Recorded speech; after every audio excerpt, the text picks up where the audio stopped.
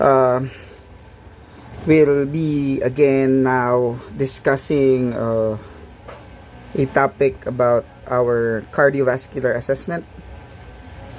Okay, so when you talk about the heart, diba? So lagay ko nga muna dito.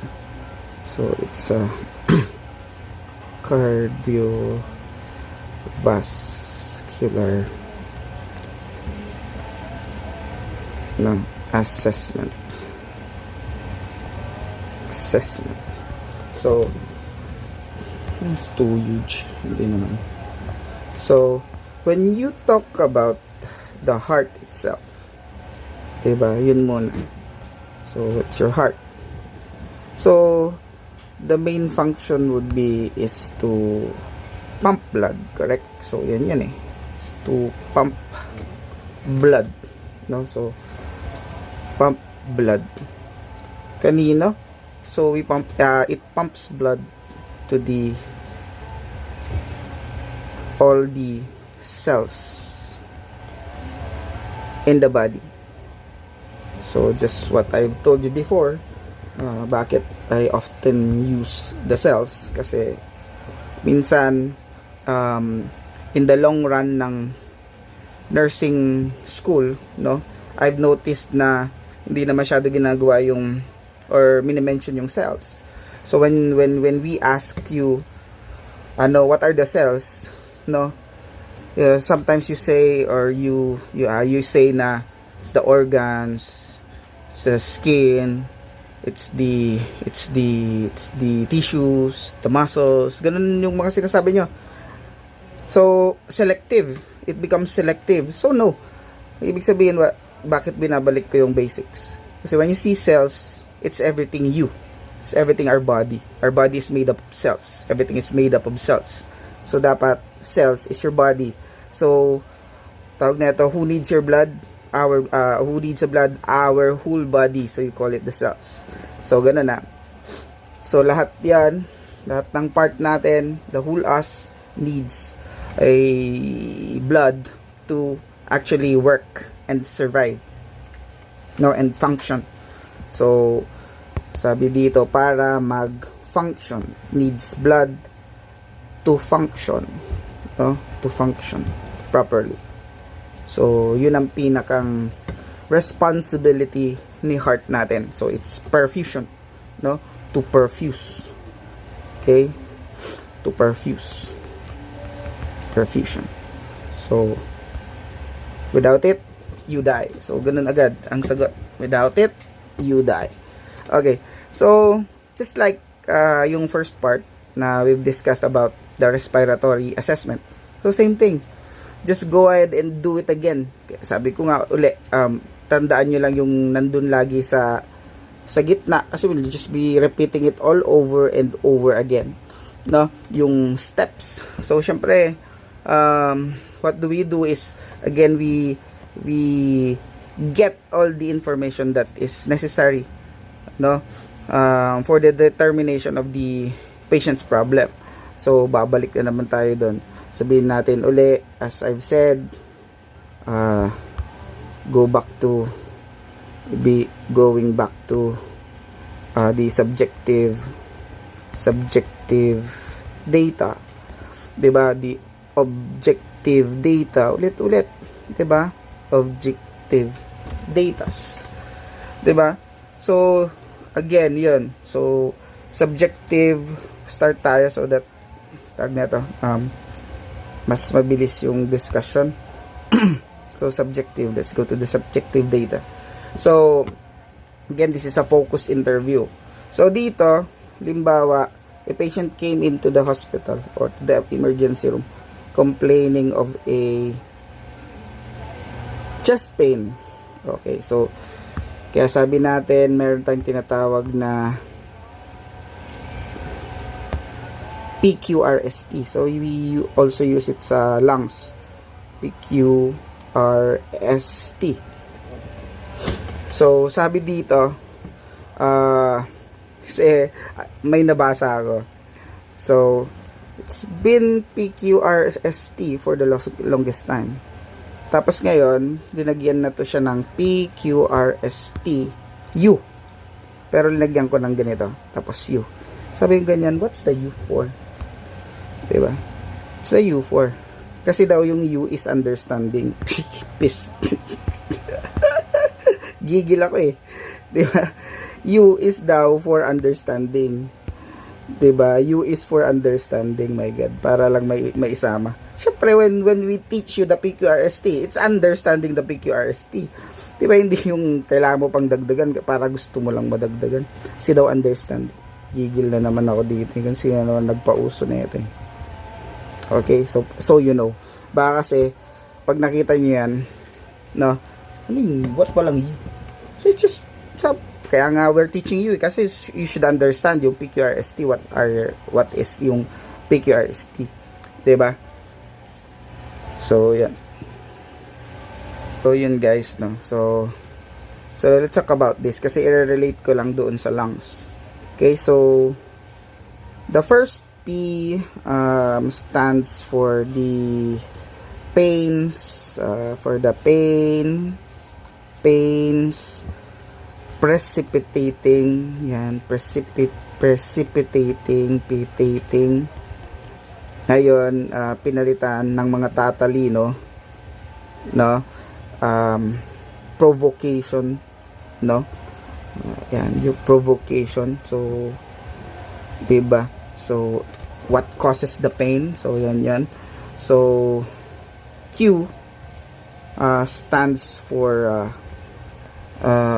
quality ng pain, 'di ba? Quality ng pain natin. So yan. R stands for the radiation, no? Na yung radiation saan nag-radiate, no? Saan ang region, ibig sabihin it's the location, no? It's actually the location. Okay, no? Tapos you have your S for severity. Okay, for severity. S for severity. Yan, S for severity. And T is for your time and onset. Okay, so you have your time and onset. So ganun. So yan yung PQRST. So talking about this, so may scenario muna ako. So kasi this is the same thing with the assessment ng lungs. So both your heart, okay, and your lungs, meron yan silang chest pain. Okay, so meron tong when they go into the ER, tapos they would tell you, I have a chest pain, so I'm complaining of a chest pain, chest pain. Tapos, syempre, when you say chest pain, so you have to understand, hindi lang to heart. It's both the heart and the lung. So, ganun yan. So, hindi yung nagcha-chest pain, you go into agad na, MI to. So, hindi. No. So, differential diagnosis muna. So, you assess whether it's a lung pain or it's a ischemic pain. So, ganun yan. So, ganun ang unang gagawin nyo. So, how would you know if it is a ischemic pain, if it is a ischemic pain, or it's a pleurisy, no? Yung pleurisy natin, or what we call yung pleuritic chest pain. Pleuritic chest pain. So, ganyan. So, anong next? Okay? So, you ask the patient. Kaya nga sabi dito, PQRST. So, ma'am, ano pong sabi niya sa P, may pain. May, ano po yung ginagawa nyo, ganyan, pag bago sumakit. So mga ganun. 'Di ba? Ano yung quality ng sakit? Saan nagra-radiate? Kasi ito yung mga need to know o yung mga needs to know natin para ma-determine natin between the two of them. No? That's our need to know para between. So you will say this is a ischemic pain. How di Carabao? Okay. Simple lang. Ang pinakang difference kasi both will have a chest pain, anterior chest pain, no?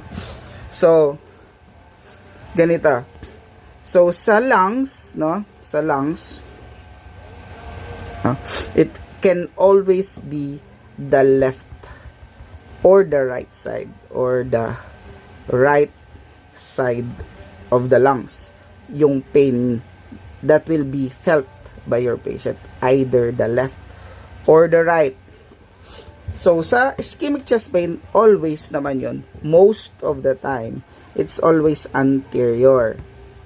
Anterior. 'Di ba? Harap ng chest, no? Laging harap. Okay? So sa lungs, it's either the left or the right. Okay? So ganun 'yan.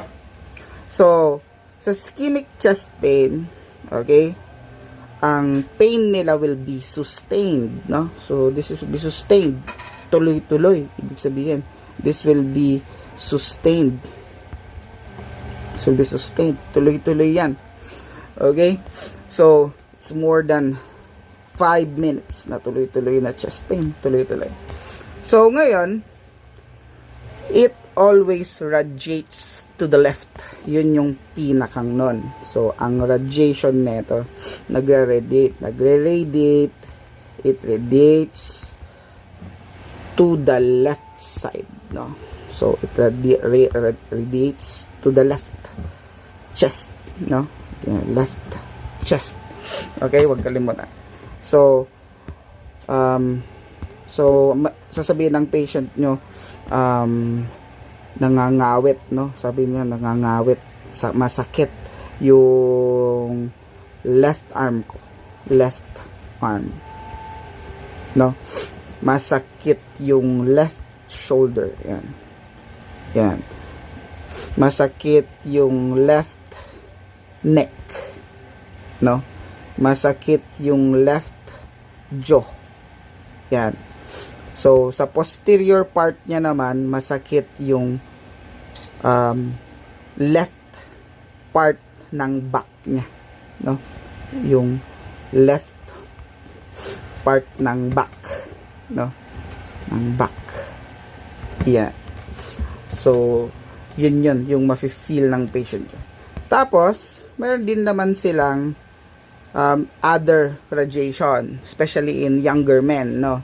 So, meron tong epigastric pain. So, kaya kapag, halimbawa, pasok na sa age na pwedeng mag-MI, tawag nito, halimbawa, sabihin na natin, 50 plus years old, ganun. Tapos sabi niya, epigastric pain. Okay? So, pinapa-ECG yun. No? Kasi, minsan doon ang pain na dinidescribe ng patient nasa epigastric. So, sakit sa tiyan. Pero saang part? Dito sa part na to. Masakit. Oh, that's closer, that's nearer. Diba? So, yan. So, you have to note that. So, you have your epigastric pain. Epigastric pain. So, ito, pag meron ganito, pinapa-ECG natin. Pinapa-ECG na din natin. Pinapa-trop I na din natin. Trop T. Yeah. Or, cardiac markers. So, papa-cardiac markers na lang natin to sila. Cardiac markers. Yeah. So, yun. So, while si pleurisy nyo, paano si pleurisy? Si pleurisy nyo will be triggered by breathing. No? This is triggered, no? This is triggered by breathing. No? Ganon. By breathing. So, tandaan, this is triggered by breathing. So, ang nangyari, to be specific, triggered by breathing, sino doon? Si inhalation. Inhalation. Yan, inhalation. So, dahil dyan, ba't nagkakaroon ng pain? Nag-expand yung lungs nyo. So, pag nag-expand yung lungs nyo, there is actually a rubbing of the pleura. Kaya kayo nagkakaroon ng chest pain. So, anong nangyari? This causes lung expansion, causing your pleuras to rub with each other. So, ganun ang nangyayari. No? So, pag huminga ka, ay, sakit, sabihin ko, sakit. Hihinga ka ulit. Ay, sakit. Oh, ngayon di ka nahihinga. Okay, di ba? Ganun yun minsan, di ka nahihinga. Kasi when you're breathing, dun na-trigger siya. So, yun ang main difference nila when you talk about your ischemic pain and your pleuritic chest pain. So, ganun. So, wag kakalimutan na. So, one of the most important thing to do when you are assessing the heart and both the lungs also. So, okay? So, wag kalimutan. So, yun na. So, we assess yung sabi natin. Just like your recipe. Yung chief complaint. Diba yung complaint niya? So, yun sabi ko nga. Meron na tayong number 1. Meron tayong na-identify na isa. Meron si patient nyo chest pain. Okay? Meron ba siyang same as with your kasi tandaan na this is the heart pumps blood, no? Without the blood, kulang kayo ng oxygen. Tandaan nyo, without that blood, kasi blood is life. Lalagay natin dito sa taas. No-note ko ng maayos, no? Ito, para kitang-kita nyo. Ibig sabihin, blood is life. Blood is life. So, ibig sabihin, without it, you die. Okay? Blood is life. So, without it, without the blood, you die. Okay? So, our organs will fail without the blood. Okay? So, yun ang tandaan nyo. Yun ang ginagawa ni heart natin. No? So, dun sa subjective ng patient natin. So, definitely, we would ask kung ikaw ba ay, number 1, may chest pain na tayo. Diba? May ka ba? Do you easily get tired, no? Kung may fatigue si patient niyo. May fatigue. Diba? Kung may fatigue. Diba? Isipin mo yun. Kulang blood You feel dizzy. Hypo ang tawag doon. Kasi tanda niya, kung kulang ng blood, at you have, again, ang assessment na is hindi lang naman actually kulang, no? It's either up or down. It's hyper or it's low, no? Sabi natin, if you talk about the vital signs, the blood pressure will be high or low, the heart rate would be high and low. So lahat actually. Kaya it's really hard kapag assessment, no? Kasi for nurses, this will be so overwhelming to remember. Kaya you start very early, 'di ba? So you ask them if meron silang dizziness, 'di ba? There's a dizziness, is there a syncope, no? Nahihimatay sila. You check, tanungin natin sila kung meron ba silang edema, no? Meron ba silang na-feel na claudication with a A, no? Claudication with the A. Okay, kasi ito, ini-stress ko to sa inyo before pa. Si claudication. Bakit? When you see claudication, wag na kayong mag-isip. Ibig sabihin, wag na kayong mag-isip. Anong wag nang mag-isip? Ibig sabihin, kasi claudication is the only word that describe yung PVDs, no? Peripheral vascular diseases, no? So, yan ang ginagamit. So, pag nakita nyo yung claudication, boom, talon agad. Boom, PVD. Okay? Sorry. Yan. Go to PVD agad. Peripheral vascular disease. Feral vascular disease. Yan lagi ang unang nasa isip. So, bakit? Kasi, ang definition ng claudication will be pain, no? Pain saan? Pain sa lower extremities. 'Di ba? Especially sa legs, no? Especially sa legs while walking. Okay, or while walking. Okay. So, ibig sabihin, ito si patient nyo, hindi lang walking, di ba, nagja-jog or not typically walking, no? So, ba nagja-jog, you took a walk, nag-exercise kayo, tapos ilang minuto lang, hinto ka kasi masakit na naman yung paa mo. Oh, so, it directly refers to the legs when you talk about claudication. So, wala nang iba. You go directly. So, ibig sabihin, pansagot agad yon. Claudication. Alam ko na, claudication. It's peripheral vascular disease. Oh, so, focus ka, shift ka to peripheral vascular problems, no? So, ganun lang yun ka-easy. Okay? So, tandaan nyo, itong mga to, fatigue, wala kang blood. Malamang. Get dizzy, hypo, wala kang blood. 'Di ba? So, 'di ba? So, pwede naman dito ba kasi sinasabi natin, ba't puro hypo? 'Di ba? Meron ba tong headache? Definitely yes. No, kasi cardiovascular. Hypertension is cardiovascular. So, kung lalagay ko dito, pwede ba tong may headache? Definitely yes, headache. Okay? So, kasi puro wala I haven't seen yung yung minsan may mga notes na makikita mo walang headache, may dizziness, walang headache. Assessment ka nga both high and low, 'di ba? Ano yung magiging possible problem ng ng patient natin? 'Di ba? So, ayan. Dizziness, possible what? Hypotension. Yan, saan ko ba ilagay? Yan. Possible what? Hypotension. 'Di ba? Or low blood pressure, hypotension, or what call low blood pressure. Low blood pressure. So, when you talk about headache naman, okay, when you talk about headache, possible, ang patient natin will have especially if the patient says, I have a nape pain.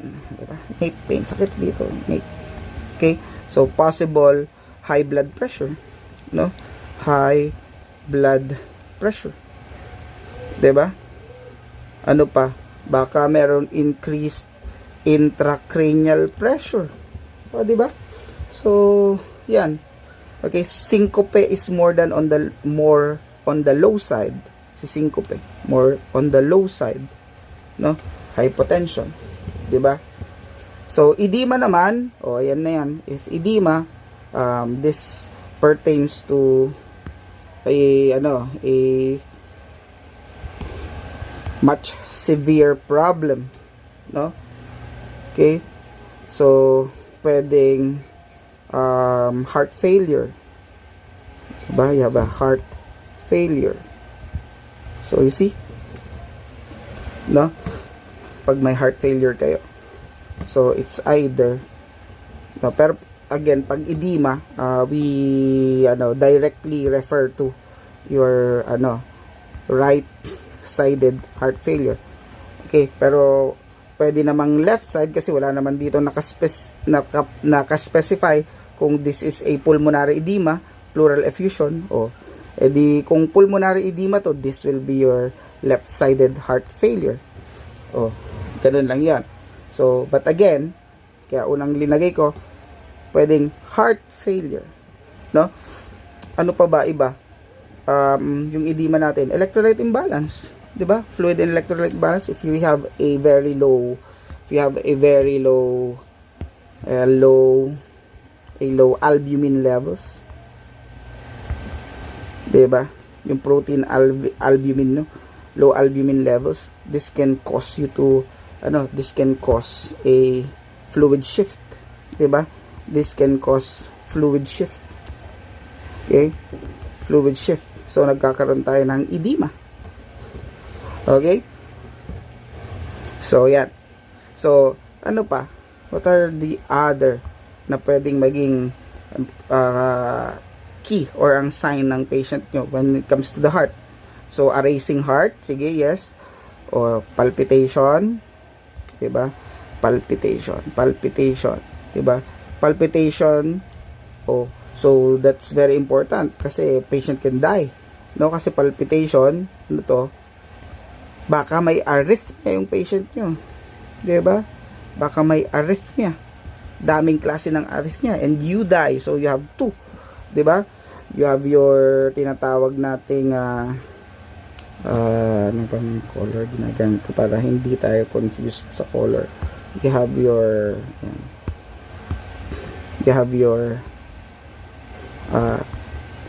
tachyarrhythmias and your bradyarrhythmias. So dalawa, 'di ba? Killer, yes, definitely killer, no? So shortness of breath, yes. Color ko green pala. Okay, so SOB, yes, definitely shortness of breath, 'di ba? Sabihin natin so kasama na kasi niya yan. So sabihin natin orthopnea, yan, orthopnea. Kaya nung sa lungs, orthopnea. Okay, or meron pa tayong isa, paroxysmal nocturnal orthopnea, paroxysmal nocturnal orthopnea. 'Di ba? So 'di ba? Sabi nga natin, that's the definition. Ulitin ko na naman kasi yun ang task natin is ulit-ulitin.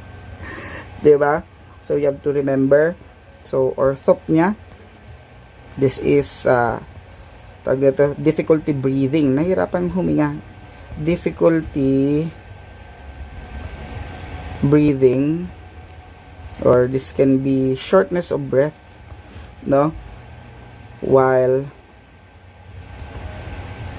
lying flat on bed. Lalakyan ko yung flat on bed. So ganun yan. Kaya nga inexplain ko yan doon sa respiratory assessment. So, kung naalala nyo. So, yun guys, no? So, wag kakalimutan, this is very important. So, again, so, ano yung sinasabi natin? What are the aggravating factors, no? Especially, pagdating sa heart. Kasi, dun yun sa, dun yun sa namin. Tawag dito, when you talk about yung management natin ng chest pain, no? So you always have to ask kung ano ba yung aggravating and yung relieving factors niya. Okay, so and other associated symptoms. Ganun yan. That is very important. Okay?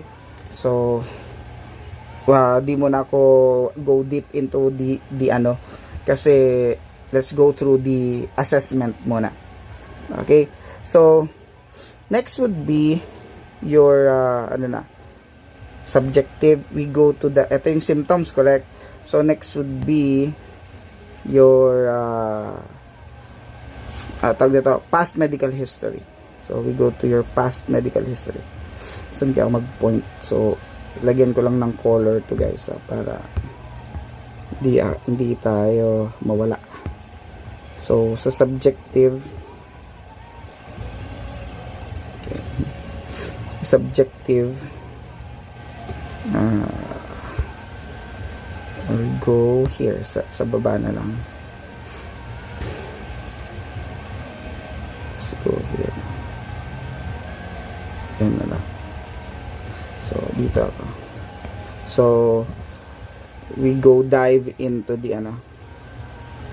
to the, palaking ko lang to para so subjective. So we go to medical history. So past, yan, history, past history. Okay, so medical dahil di ko linagay, di nyo iisipin na medical history. Okay, so lalagay ko na lang medical history. Okay, so anong mga sakit niya before? Anong sakit niya before? Yeah. So halimbawa si patient is may ano ba kayo? Anything hypertension, yan, yung mga yan, nag-MI, anything, no? 'Di ba, kung ano yung mga nangyari sa kanya noon, 'di ba, heart failure, anything vascular, valvular disease, yan, valvular disease, i-ano natin yan, kukunin natin yan sa history. So ang dami-dami, no? May diabetes po ba kayo, no? Mataas po ba yung cholesterol nyo before, hyperlipidemia, o 'di ba? So ganun 'yon.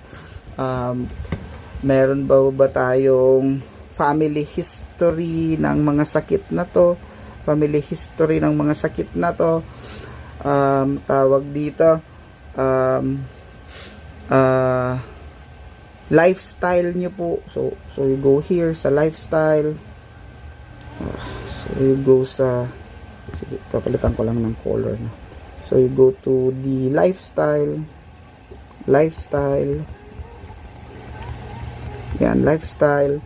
So ito ba, sir, do you drink, no, alcohol intake kasi this causes hypertension?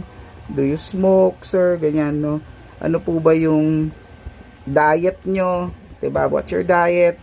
Ano ba yung mga tawag nito, medications that you take in, any medications that you take in, medications you take, diba? So ganun yan. So those are the history, no? So you assess for the history. So next na is yung punta na tayo doon sa objective data nyo. It's where yun na yung gagawin ng mga nurses and healthcare providers. So we go to your objective. Ito na lang tong blue.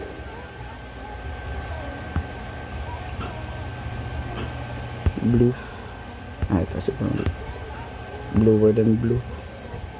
Bilog. Ay, nakuberan pa.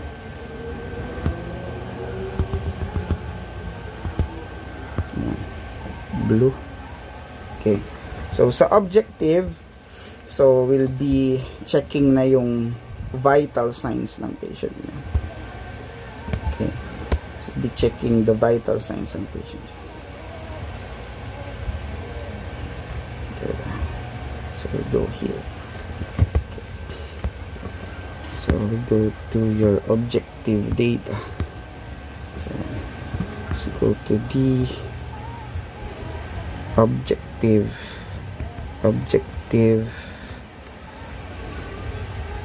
datas. Okay, so yeah, objective datas. Okay. So ngayon, so ano gagawin natin? So syempre, same thing. Tag nito, i-check for the vital signs, 'di ba? So we check for the vital signs ng patient natin, and especially yung perfusion and your perfusion, very important, perfusion. Okay, so dito, gaya nga ng sabi ko sa inyo before, you check for the specific natin, check for the patient's heart rate, no?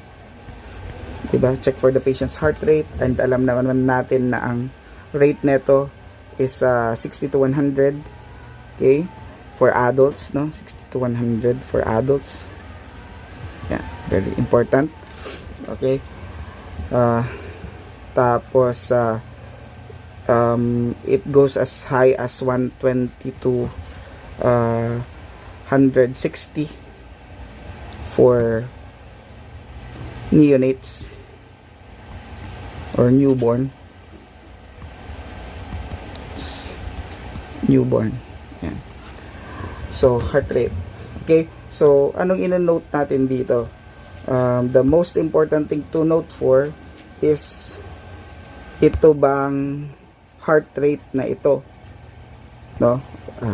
Different color, sorry guys, use a different color. Ito bang heart rate na to, no? Is this ba yung tinatawag natin, is this normal in rate, normal ba in rate? Yan. Ano ba to? Is this regular in rhythm? No? Regular ba to in rhythm? No? Tapos ano ba to sila? Yung strength, no? 'Di ba? Yung strength nito, are they weak, no, zero, no? So pulsating, so you have to assess how strong it is, no? So yan. Next is your blood pressure. So the very important blood pressure, no? So your blood pressure. So sabi natin it should be normal, no? It should be normal kasi kaya nga in-state ko na sa inyo how important your blood pressure is, no? So ang normal blood pressure nyo is this should be, no, this should be less than 120/80, no? Over 80. Okay, pero again, ito to complete it, no, it's a statement kasi you never stop that, no, you never stop at that. Kasi laging sasabihin less than 120/80, so ibig sabihin pag 80/60 normal pa din, no? Kaya it's a statement. Yun ang sinasabi ko sa inyo lagi, natetenga kayo doon sa isang statement, no? So it should be less than 120/80, pero but not, meron pa tayong but not, so I'm gonna put it into a red na color, but not less than, okay, less than 90/60. So dapat ganun.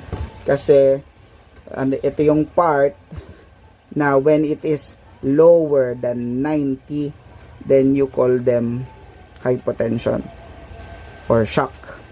You have a low blood pressure, can possibly be a shock. Patient is on shock. Okay? Ganun ang ibig sabihin na. So, ayan. So, you have to assess yung natin, yung blood pressure natin. If possible, you can check it both arms, no? So, ganun tayo. So, if possible, check both arms to see the difference in the pressure. Both arms. So, ganun. So, and you have to note for if meron kang na-note na possible na orthostatic hypotension, no? So, orthostatic changes na lang. Okay? Changes. So, you have to note it. Orthostatic changes should be noted. No? Should be noted. Okay, so huwag kalimutan. Okay. Should be noted. So, palobat na ako 15%, no? So ayan. So that is your for your vital signs. Is RR important? Yes, definitely yes, no? Is temperature important? Yes, definitely yes. Is O2 saturation important? Definitely yes too, no? Is level of consciousness? Then talagang definitely yes, lalo na especially sa level of consciousness, no? So note ko dito yung mas important no? It's yung level of consciousness. No? It's the level of consciousness. Consciousness. So, anong ibig sabihin? 'Di ba? Anong changes, no? Is there any changes? Is there any changes? Are there changes? Are there changes in LOC? Ganun yan. Are there changes in LOC? Diba? So, kasi you might, anong ginagamit ng color for, ano? So, you might see, irritability, no? Irritability. You might see agitation, diba?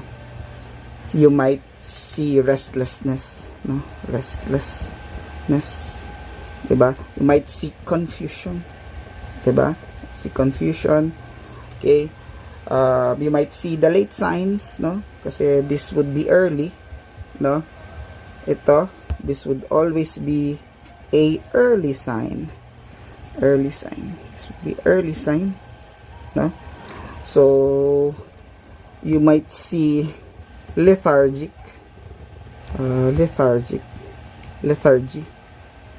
no? You might see coma, diba? Or death, diba? Or death would be you are super late. So, this follows the early signs, no? Kapag wala ka ng blood flow, so this would be late signs, no? Ng poor perfusion, no? That would be a late sign ng poor perfusion. Okay, so ano pa yung things to check? So meron tayong, kasi sabi nga natin, it's if perfusion, no? If we also check for the patient's perfusion, so ano yan? Saan na ba? Ayokong masyadong mababa. So dito ko, itabi ko dito. So for the perfusion part, no? So dito yan. So for the perfusion part, I'm gonna use anong color? Tuturo ko lang. Purple. So I'm gonna use a purple. Bilog na purple. Okay. So for the perfusion na part, okay. For the perfusion na part, okay. So for the perfusion na part, yan. So we check for the halimbawa your capillary refill, yan. Capillary refill time yon actually. So what's the normal capillary refill time? It's actually under 2 to 3 seconds. It's that how fast. So it's you can press your nail beds, no? So let go. You can press your nail beds. Press the patient's nail beds to check, no? So press nail beds to check, then dapat makikita niyan pag release nyo yung bed ng nails nyo, di ba mawawala yung redness, no? Pag press mo. So dapat pag release mo, dapat bumalik siya under 2 to 3 seconds. So ganun, ibig sabihin if mabilis siyang bumalik, maganda yung perfusion. Pag hindi ganun kabilis bumalik, hindi maganda yung perfusion doon. Saan? Doon sa part na yon, sa may fingers, no? Konti yung perfusion. So ibig sabihin, it's either hindi naman siya dito, pwedeng ito yung may problema, no? Pwedeng tawag nito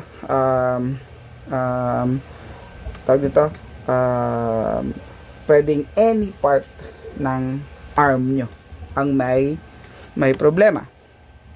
Diba? Sa legs, sa arms, sa extremities nyo. Okay? So, ganun yan. So, hinahanap natin yan. So, pero definitely, kapag low, okay? So, sulat ko nga. Okay? Definitely, if it's under 2 to 3, this would be normal. No? So, abnormal if, okay, blood returns, okay, blood returns, or the color returns, so the color returns, color returns more than 2 to 3 seconds, more than 3 seconds, more than 3 seconds. So, ganun yan, or longer, 3 seconds or longer, para hindi matandaan nyo ba, kasi uminto lang kayo doon. Paano pag 1 minute na? Di ba? So, or longer. So, wag kakalimutan. So, that is a sign ng poor perfusion. So, ito yun siya. This would definitely be a sign of a poor perfusion. Again, poor perfusion. So, yeah, it's a sign of a poor perfusion. Okay? So, syempre, color. So, same thing as nung nag-recipe tayo. So, it's the color. Diba? Kaya nga sabi ko sa inyo, lagi kasi nasabi, color, naman, I don't mind. Kasi it just gives you color. No? Pero, again, it's also very, very important. No? So, ayan. So, color. So, you have your color. Yung color ng skin. Diba? Yung color ng skin. Yung ginamit ko. Okay. Skin. So, you have your skin color. Diba? So, dapat, ano ba dapat? Normally, dapat it's pink. Diba? It should be pink. Or, syempre, kung anong ethnic na color nyo, ng color nyo. So, the temperature would be warm, dry, ganon. Diba? Temperature nyo would be warm, be dry, diba? You have a good turgor, diba? You should have a good skin turgor, no? Bawat bumalik agad yun, diba? Then, you have, meron ba tong edema, diba? Do you see a edema? Yan. You see a edema. Okay? So, ganun ang tinitignan natin. Okay? So, saan na tayo? So, we go to your IPPA. So, yan yung IPPA ko. Ayan, IPPA. So, ayan. So, we go to your IPPA. IPPA. So, ino-note ko muna dito. So, I'm gonna put here your IPPA. So, dito. Yan. Next, dito sa objective. So, diba, sa objective data kasama si natin. Kasama dito yung IPPA natin. No? And master niyo yan sa IPPA. It's your inspection, palpation, percussion, and auscultation. Diba? So, kasi ilalagay. So, dito na. So, dito ko na lang siya ilalagay sa part na to. Okay? So, dito sa dito na ako mag-IPPA sa part na to. Para katabi lang silang dalawa. So, to the IPPA here. So, yan. So, syempre, first stop, we do the inspection. Yan. Tama natin yung size ko. Yan. Para kita ng lahat. So, we do first the inspection. Ayan. So, we inspect for mga so in general, no, we have to check for if there is any sign ng distress yung patient nyo, no, so makikita natin doon. Tapos signs of cyanosis, yan. Tapos you can see signs of cyanosis. kikita natin if it signs, if it is tinatawag na peripheral or central cyanosis. Yan, central cyanosis. If the patient has yun nga, yung sa skin natin, if may pallor, are they pale, yun, diba? If they have clubbing of fingers, no? Clubbing of fingers, diba? Fingers. Halimbawa, ano pa, sa inspection. Kasi, tandaan nyo guys, so, halimbawa sa cardiovascular, like, if you have yung tinatawag nating yung splinter hemorrhages, no? Splinter hemorrhages, diba? Meron tayong Janeway's lesions, Janeway's lesions, diba? Meron tayong ano to? You have your Osler's node, yan, Osler's nodes, no? Tandaan, Osler's nodes. Meron tayong rot spot sa eyes. Yan, rots na spots. Yan. So, this is what? This is actually kasi a classic, not a classic, a specific sign, no? This is a specific sign to what kind of problem, no? So this is, kapag you see this these symptoms or these signs, ang patient nyo is may tinatawag na endocarditis, no? So yan, so this is a sign na ang patient natin ay may problem, no? And this is really a big problem, no? Pag may endocarditis sila, endocarditis, no? So this is a sign, no, typical for a patient with endocarditis. So we have to take note on this, no? We have to take note on this. So yan. Okay, so number 1, okay, so you check for the neck. Okay, yung neck ng patient natin, check for the neck. So 52 minutes na. So we check for the neck, we check for the patient's neck. Yan, check for the patient's neck. Okay, so anong titingnan natin sa patient's neck? So you see, gaya ng dati, see the jugular vein, no? So you inspect for the jugular vein, if there is a distension. So check natin if there is a distension. So meron ba? Ganun. Okay. Jugular vein distension, kung is there a jugular vein distension present, no? So again, as I told you a while ago, this may indicate right-sided heart failure, no? This may indicate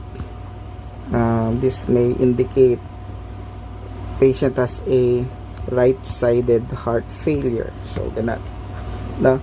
Baka meron siya niyan. Okay, so the next is we assess for the patient's chest, no? We assess for the patient's chest. Okay, so dito we check for what? We check for the symmetry, kung pareho ba symmetry ng chest natin. Okay,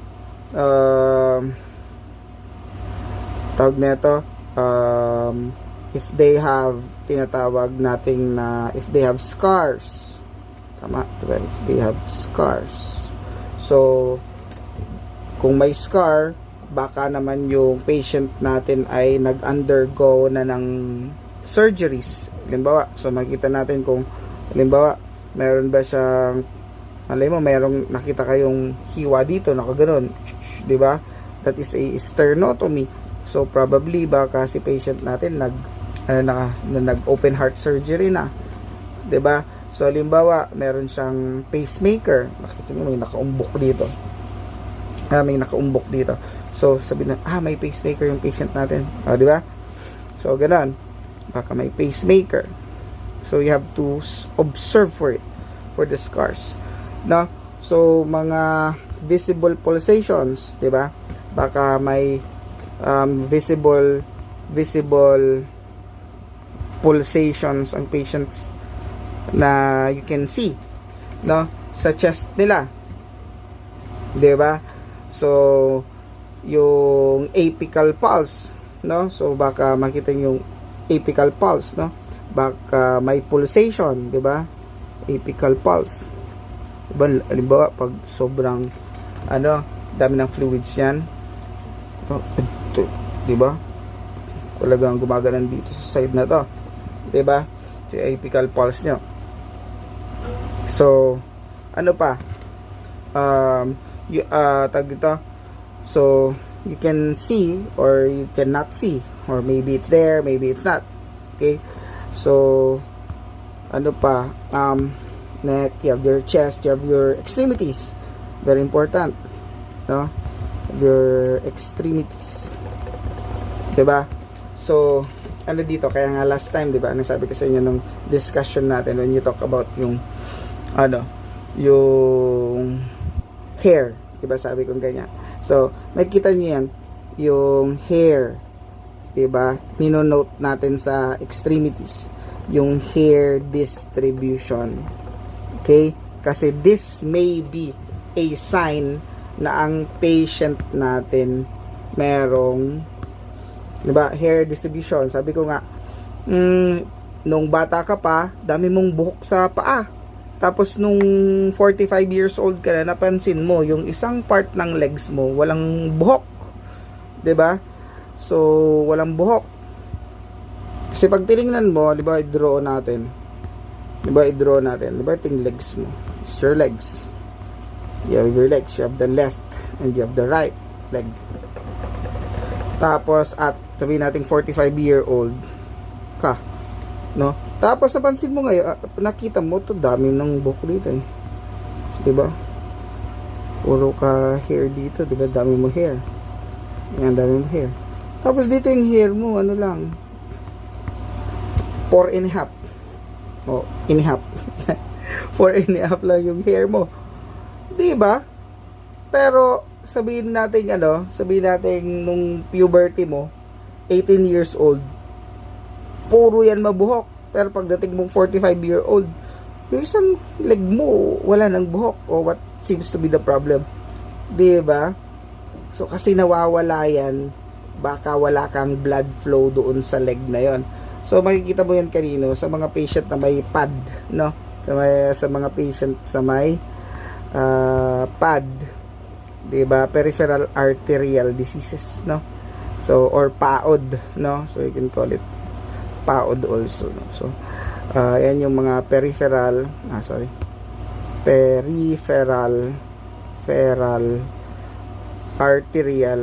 arterial occlusive disease, di ba? So this may present sa kanila. So hair distribution is very important also. Okay? So halimbawa, may edema, no, sa extremities. So sabi ko nga, yung baka meron tayong problem with the heart, no? So may edema tayo, you see varicosities, no? Kapag ayun, varicosities, no? And you see clubbing, okay? Clubbing of the nails, no? So ganun yan. Okay? So lagi natin tong tatandaan at all times, no? So this is your muna, kasi I think this is an hour na. So I think I can upload this already. So ang next natin, para may initial na upload ako. So this is for the cardiovascular, no? So I end up with the inspection. So ito yung buo. So as you can see, ito yung buo nito. So gonna upload it para I can give it already to you. para I can do the part 2 again. So thank you very much.